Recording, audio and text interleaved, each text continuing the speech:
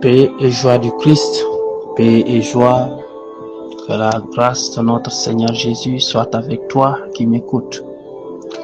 Alors ce matin, je viens partager à nouveau avec toi un message d'espoir, un message qui va certainement te fortifier. Alors, je suis dans le livre d'Exode, au chapitre 17, du verset 1 au verset 7. La Bible nous dit ceci, que toute l'assemblée des enfants d'Israël partit du désert de Sin, selon les marches que l'Éternel leur avait ordonnées, et ils campèrent à Rephidim, où le peuple ne trouva point d'eau. Alors le peuple chercha querelle à Moïse. Ils dirent, donne-nous de l'eau à boire. Moïse leur répondit, pourquoi me cherchez-vous querelle? Pourquoi tentez-vous l'Éternel? Le peuple était là, pressé par la soif, et murmurait contre Moïse. Il disait, pourquoi nous as-tu fait monter hors d'Égypte pour me faire mourir de soif avec mes enfants et mes troupeaux? Moïse cria à l'Éternel en disant, que ferai-je à ce peuple? Encore un peu, et ils me lapideront. L'Éternel dit à Moïse, passe devant le peuple, et prends avec toi des anciens d'Israël. Prends aussi dans ta main la verge avec laquelle tu as fendu le fleuve, et marche. Voici, je me tiendrai devant toi sur le rocher d'Horeb. Tu frapperas le rocher, et il en sortira de l'eau, et le peuple boira. Et Moïse fit ainsi aux yeux des anciens d'Israël. Bien-aimé, ici, il est question du peuple d'Israël que Dieu a fait sortir d'Égypte, à qui Dieu a fait traverser la mer Rouge à pied sec.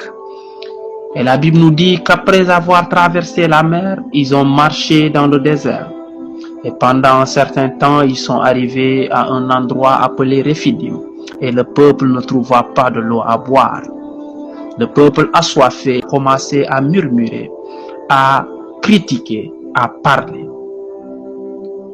Bien-aimés, combien de fois ne nous arrive-t-il pas, lorsque nous traversons des moments difficiles, lorsque nous traversons des moments de crise, des moments où nous ne trouvons point de quoi subvenir à nos besoins, des moments où nous voyons que toutes les portes sont fermées autour de nous, combien ne nous arrive-t-il pas de murmurer, de parler, de dire où est Dieu? Combien de fois ne murmurons-nous pas?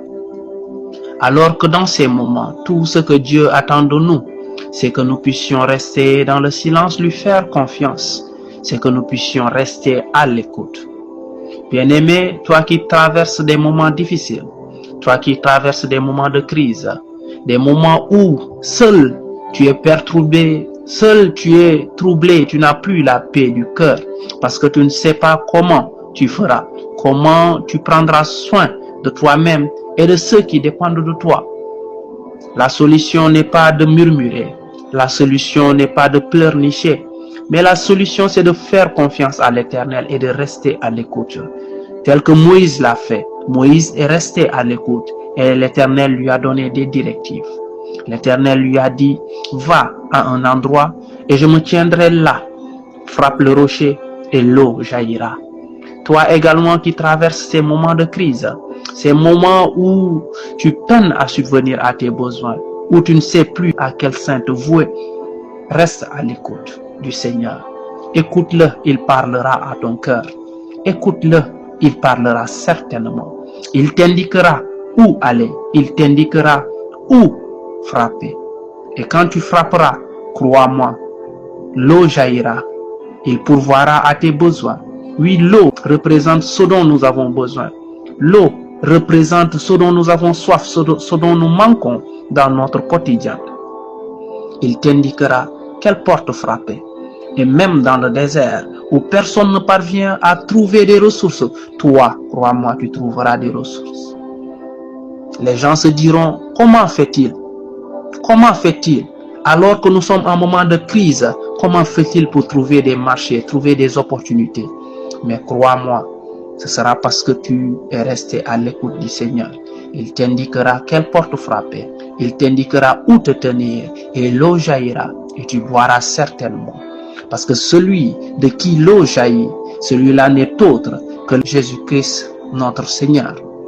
Et c'est lui qui plus tard se tiendra debout le dernier jour de la fête et dira que celui qui a soif, qu'il vienne à moi et qu'il boive.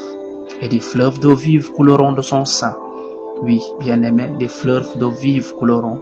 Tu seras dans l'abondance. Tu auras de quoi subvenir à tes besoins. Et ces fleuves couleront afin que tu puisses survenir aux besoins de ceux qui t'entourent. Ne perds pas espoir. Ne murmure pas. Ne te lamente pas. Mais reste dans le silence. Reste dans l'écoute. Écoute ton Seigneur. Confie-toi à lui et lui t'indiquera. Et lui pourvoira certainement. Alors que Dieu te bénisse et qu'il nous prenne en grâce. Shalom à toi.